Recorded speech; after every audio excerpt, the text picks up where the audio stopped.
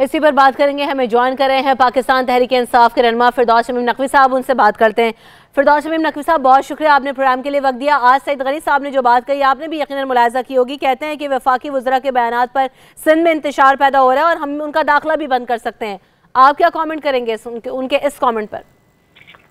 जी देखिए, जो भी वो इस किस्म का एक्शन लेंगे, अगर वो ले सकते हैं तो हम उसको कोर्ट में चैलेंज करेंगे और वहां से रूलिंग लाएंगे। ये मुल्क एक है, इसमें इस मुल्क के अंदर कोई शख्स दूसरे शख्स को एक जगह से दूसरी जगह जाने से नहीं रोक सकता। हाँ, अगर वो समझते हैं नक्शे अमन कोई कॉज कर रहा है तो वो साबित करें कि नक्शे अमन हो रहा है, तो आप फिर उसको किसी एक इलाके में उसकी वजह से बंद कर सकते हैं। असल में इतने घबरा गए हैं कि इनको ये एहसास नहीं रहा कि अलीमा खान का कोई पीटीआई से ताल्लुक नहीं है। वो इमरान खान की बहन जरूर होंगी, लेकिन इमरान खान की और बहनें भी हैं, इमरान खान की और रिश्तेदार भी हैं।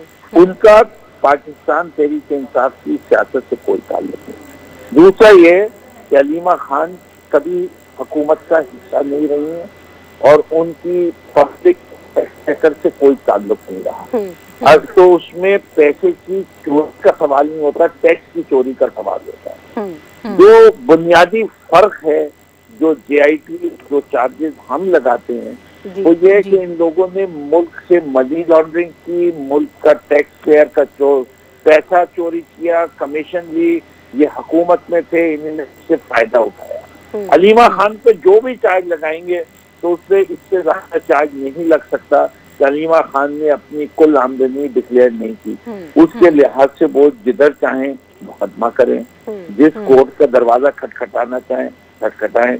अलीमा खान ने अगर कोई गलत काम किया है तो वो उसके बारे में खुद जवाबदेह होंगी।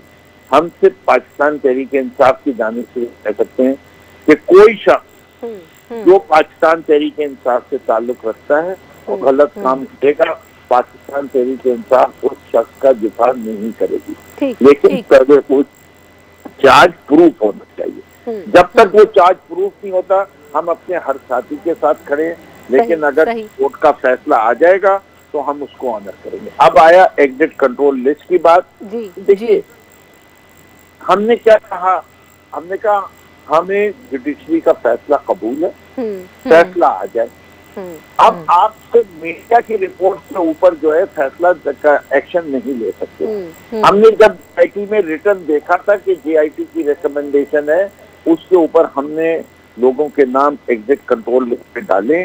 आज एज ए पार्टी हम इस बात पर यकीन रखते हैं कि सिंध के अंदर बड़ी खतरनाक सिचुएशन है। इसके जरदारी साहब ने माजी में अपने किरदार से साबित किया है कि जैसे ही वो सदर बने थे, उन्होंने स्विस बैंक अकाउंट का केस के जितने शवाहिद थे उन सबको वाजिद शमसुल हसन को भेज के वहां से डिस्ट्रॉय किया। हमें खौफ यही है कि ये हुकूमत इक़्तिदार में रही, ये मुराद अली शाह साहब इक़्तिदार में रहे, ये फरियाल तालपुर इक़्तिदार में रही, ये मुकेश चावला इक़्तिदार में रहे, ये कायम अली शाह साहब अपनी कुर्सी पे बैठे रहे, जो बाकी वज़रा जिनके नाम आए हैं वो बैठे रहे। ये सिंध में तमाम एविडेंस को डिस्ट्रॉय कर देंगे और फिर नैब को और दूसरी इन्वेस्टिगेशन एजेंसीज को बड़ी मुश्किलात पेश आएंगी। अभी भी जो बातें हो रही है फिरदौस शमीम नकवी साहब, वो बात यही कर रहे हैं कि जेआईटी ने अपने इख्तियारात से तजावुज़ किया है और सारा मकसद यही था कि सूबाई हुकूमत को गिराया जा सके, उसे सबूताज किया जा सके। देखिए, मैं ये नहीं समझता कि सूबाई हुकूमत को कोई गिरा सकता है।